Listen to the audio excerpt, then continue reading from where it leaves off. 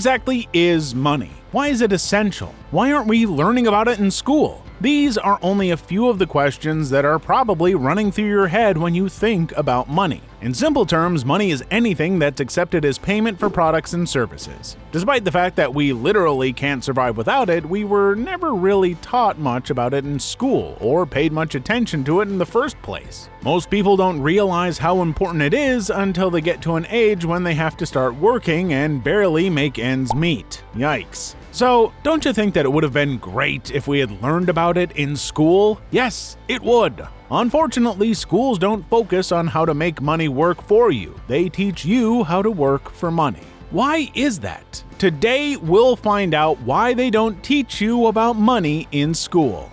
Let's dive right in. Money is the foundation of all life. We think we can all agree on that. Without it, how would our lives be? Even if we can't have it, will we be able to survive? Maybe on a faraway island away from urban life where you don't have electricity bills and have to hunt animals for food. Otherwise, no. Money might be one of the most important inventions ever created. Without it, we just couldn't exist. At the very least, it helps us meet our basic needs. Also, although this might sound like a cliche, money is a status symbol and is more important than ever in the modern world. Sadly, materialism is higher than ever these days. Nobody can deny that a person with a high net worth is treated with more respect than someone who doesn't. They are also more likely to have more power than the average person. Jeff Bezos, Bill Gates, and Larry Page are ranked 5, 7, and 10 respectively as the most powerful people on the planet. What do they all have in common? All of them fall within the category of the top 10 richest people on Earth. But Benjamin Jowett once said that the real measure of our wealth is how much we'd be worth if we lost all our money. Do you think we'd value Bezos or Gates if they didn't have so much money? Let us know in the comments below. There is also the coronavirus impact to consider. During the coronavirus pandemic, lots of countries stopped their operations. A large number of businesses shut down, and many people lost their jobs, with no way to put food on the table for their families. Product availability decreased, which caused prices to rise, giving money even more importance. There were several countries where it was difficult to find essential food and medical supplies. The wealthy may have survived without problems, but others without enough money were unable to survive the lockdowns and high costs. Yet they never prepare us for something like this in school. We characterize money as being essential to us, but sometimes we crave more and more and more. Why is that? That's because sometimes after we've spent countless hours working on making money, we like to unwind, eat at a posh restaurant, or buy something from the Gucci store.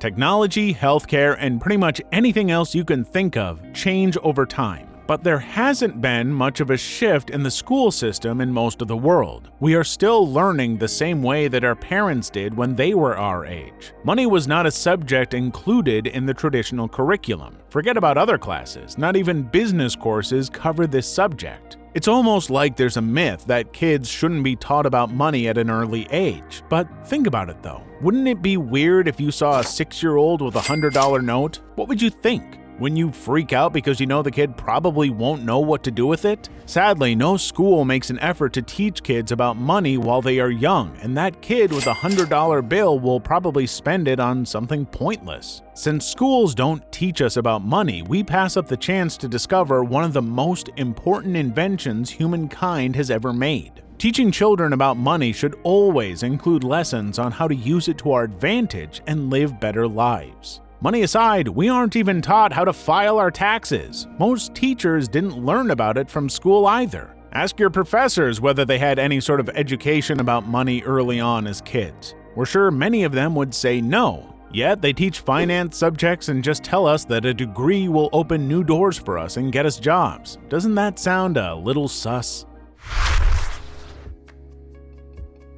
Rich Dad Poor Dad author Robert Kiyosaki believes that schools should teach us how to be good employees because schools don't teach us how to use money to our advantage. Due to the large number of people competing for the same job, landing your dream job has become more difficult than ever. Additionally, many businesses aren't as loyal to their workers as they once were. An employee can be dismissed at any time without understanding what they did wrong. Even though it wasn't their fault, more than 10 million Americans lost their jobs because of the coronavirus, while some kept their jobs and worked from home. Sadly, many schools still have the outdated idea that finding and keeping a job aren't tough, so they still teach their students accordingly. Is it too late to start learning about money? No, because it's never too late. You may be wondering when it will be too late for us to learn about money, but the truth is, there is always time. That's right. You can never go wrong with learning about the concept of money, whether you're in school or working a job. Even if you believe you're too old for it, you could always teach it to your children or grandchildren. Maybe it will be helpful to others, and they will not have to face the same problems that you did. And as Drake says, better late than never, but never late is better. So here are a few tips for you.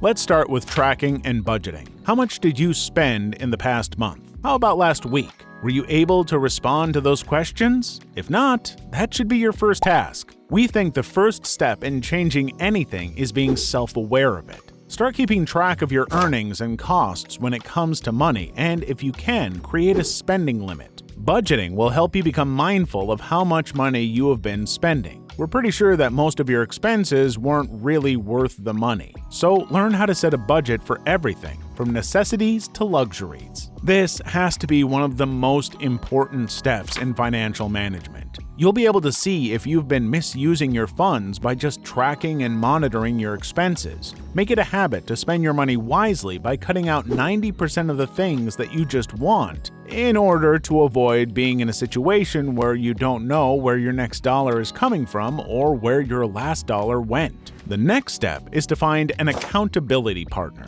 Even if you have a monthly budget, you probably overspend the majority of the time. So get yourself a friend and make them your accountability partner. By doing this, you'll need to get your friend's approval before spending money on something that isn't absolutely necessary. Now everything rests on the friend, because if they say no, you won't buy it. Even though it may seem silly, doing this will have a major and immediate impact on your spending, which will help you develop consistency. If you can't find a friend to hold you accountable, you can also find a service like BeMinder or Supporty that does that for you, instead of relying on just a friend to become your accountability partner. Finally, here's the last piece of advice we have for you. If you are still having trouble with money management, you should look into opening a fixed deposit account with a bank. You will be making a one-time deposit of money into your account, and you won't be able to spend it no matter how much you want it. It stays there until its maturity date, which is usually after about a year. Also, just by leaving your money with the bank, you will receive interest at a specific rate. Not bad, huh? Alternatively, if you want to deposit funds on a regular basis, say once a month, you can open a regular deposit (RD) account. Most people open an RD account with the intention of never withdrawing funds. Considering they also get some free interest, who wouldn't want that? That's a wrap for today. If you enjoyed the video, make sure to watch our other awesome content.